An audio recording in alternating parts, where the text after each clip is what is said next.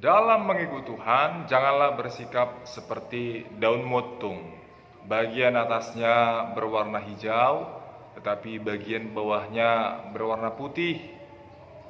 Artinya, sebagian hidup kita mengikuti Tuhan, tetapi sebagian lagi dalam hidup kita mengikuti ilah lain. Dalam mengikut Tuhan, janganlah juga seperti bunglon. Ke yang hijau dia pergi, dia menjadi hijau. Ke yang kuning dia pergi melompat, dia pun menjadi kuning. Dalam mengikut Tuhan, jangan jugalah berilmu selamat.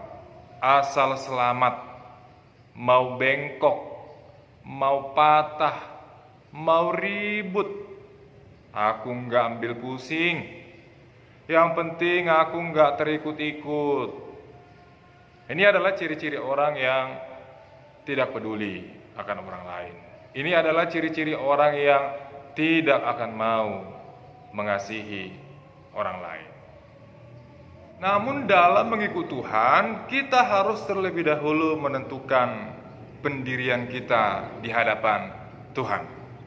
Apakah kita di pihak kawan atau kita di pihak lawan dari Tuhan? Penentuan sikap ini adalah sesuatu yang pertama sekali harus kita tentukan, supaya kita tidak menyakiti orang lain dan kita pun tidak menyakiti hati Tuhan. Jangan jugalah mau menjadi orang yang lembut perkataannya tetapi menusuk sampai ke dalam hati orang lain.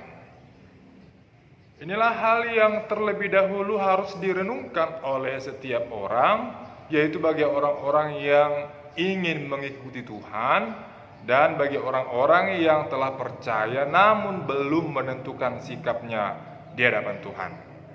Bapak Ibu Saudara-saudara, orang yang percaya kepada Tuhan adalah orang-orang yang memiliki banyak perbedaan dalam segala hal.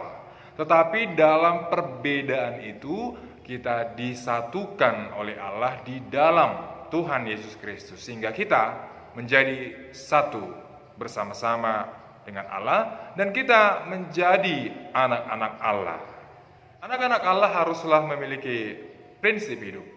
Anak-anak Allah haruslah memiliki pendirian yang teguh. Anak-anak Allah haruslah menunjukkan sikap layaknya anak-anak Allah. Dan yang paling penting, anak-anak Allah haruslah meniru anak Allah yang tunggal, yang hidup dan yang sempurna, yaitu Tuhan Yesus Kristus.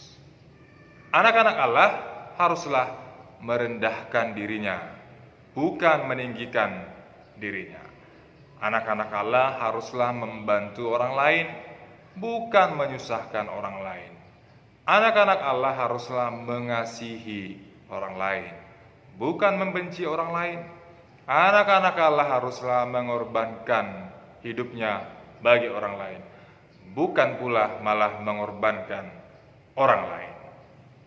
Tetapi Bapak Ibu Saudara-saudara, tidak semua orang ternyata mau menentukan sikapnya dalam mengikut Tuhan, belum menentukan pendiriannya yang teguh di hadapan Tuhan. Apakah dia menjadi kawan ataukah dia menjadi lawan dari Tuhan itu sendiri. Tetapi sampai detik ini akan selalu ada orang-orang yang tidak percaya kepada Tuhan.